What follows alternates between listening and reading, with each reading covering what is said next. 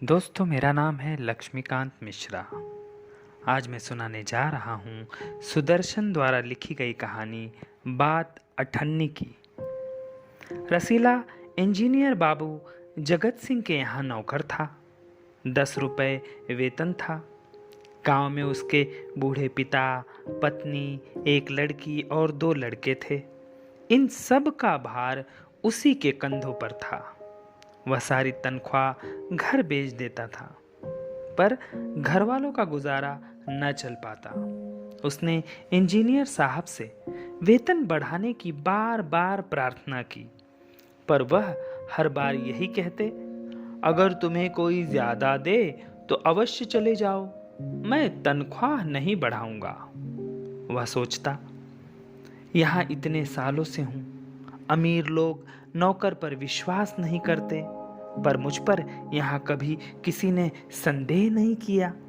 यहाँ से जाऊंगा तो शायद कोई 11-12 रुपए दे भी दे, पर ऐसा आदर नहीं मिलेगा। जिला मजिस्ट्रेट शेख सलीमुद्दीन इंजीनियर बाबू के पड़ोस में रहते थे। उनके चौकीदार मियाँ रमजान और रसीला में बहुत मैत्री थी। दोनों घंटों बातें करते और शेख साहब फलों के शौकीन थे, तो रमजान रसीला को फल देता। इंजीनियर साहब को मिठाई का शौक था, तो रसीला रमजान को मिठाई देता। एक दिन रमजान ने रसीला को उदास देखा, कारण पूछा। पहले तो रसीला छिपाता रहा, फिर रमजान ने कहा, कोई बात नहीं, तो खाओ मेरी कसम। रसीला ने रमजान का हठ देखकर आंखें भर आई। बोला, अरे घर से खत आया है, बच्चे बीमार हैं और रुपया नहीं है, क्या करूं? अरे तो मालिक से पेशगी ले लो, एडवांस ले लो। अरे कहते हैं पैसा नहीं दूंगा। रमजान ने ठंडी सांस भरी। उसने रसीला को ठहरने का संकेत किया और घर के अंदर चला गया। थोड़ी देर बाद उसने कुछ रुपए रसीला के हथेली पर रख दिए। रसीला के मुंह से एक शब्द भी ना निकला। सोचने लगा, बाबू साहब की मैंने इतनी सेवा की, पर दुख में उन्होंने साथ नहीं दिया।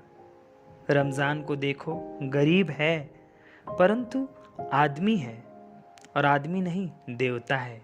ईश्वर उसका भला करे। रसीला के बच्चे स्वस्थ हो गए। उसने रमजान का ऋण चुका दिया, केवल 8 आने बाकी रह गए। रमजान ने कभी भी पैसे नहीं मांगे, फिर भी रसीला उसके सामने आंखें नहीं उठाता था। एक दिन की बात है, बाबू जगत सिंह किसी कमरे में बात कर रहे थे। रसीला ने सुना। इंजीनियर बाबू कह रहे थे, बस 500 रुपए? इतनी सी रकम देकर आप मेरा अपमान कर रहे हैं। उसने कहा, हुजूर मान जाइए, आप समझ लीजिए कि आप मेरा काम मुफ्त में कर रहे हैं। रसीला समझ गया, हो, भीतर तो रिश्वत ली जा रही है। सोचने लगा, वाह, रुपया कमाने का कितना आसान तरीका है। एक मैं हूं, सारा दिन मजदूरी करता हूं, तब महीने भर में 10 रुपए हाथ में आते हैं। वह बाहर चला आया और रमजान को सारी बात सुना दी।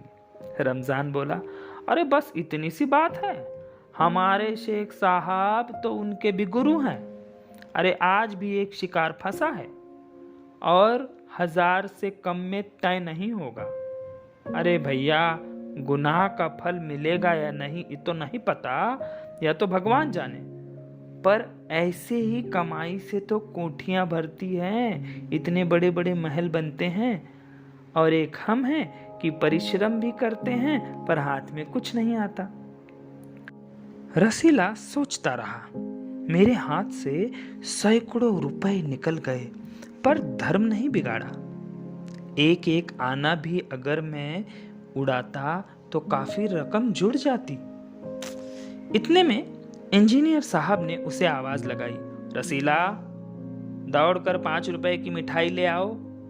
रसीला ने 4.5 रुपए की मिठाई खरीदी और रमजान को अठन्नी लौटाकर समझ गया कि कर्ज चुकता हो गया।